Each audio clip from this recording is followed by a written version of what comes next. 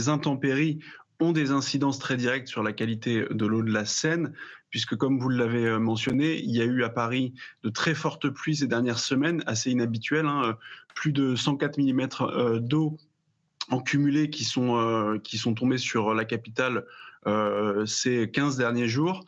Et en fait, l'effet immédiat que ça a, c'est que le réseau d'égouts de Paris étant saturé, déborde et le déversoir naturel des égouts, c'est la Seine aujourd'hui.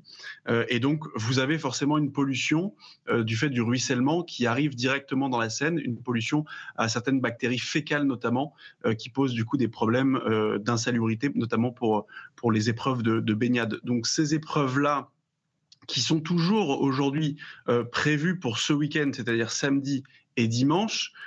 Je ne sais pas si à l'heure actuelle elles sont maintenues ou non. Je crois que vers 17h, il doit y avoir de nouvelles analyses de l'eau pour savoir si l'épreuve peut se dérouler.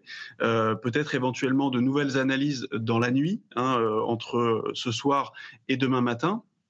Mais effectivement, ça pose question. Je pense pour le coup que c'est effectivement un test pour les Jeux Olympiques, mais que la question et le problème ne pourrait pas se poser dans ces termes-là au moment des Jeux Olympiques pour une raison très simple, c'est qu'il y a aujourd'hui dans le 13e arrondissement de Paris, du côté de la gare d'Austerlitz, il y a un bassin aujourd'hui de rétention des eaux de pluie, de stockage des eaux de pluie, de 46 000 mètres cubes qui est en cours de construction, qui devrait être livré dans le début de l'année 2024 et qui donc 46 000 mètres cubes c'est l'équivalent de 20 piscines olympiques. Donc c'est colossal.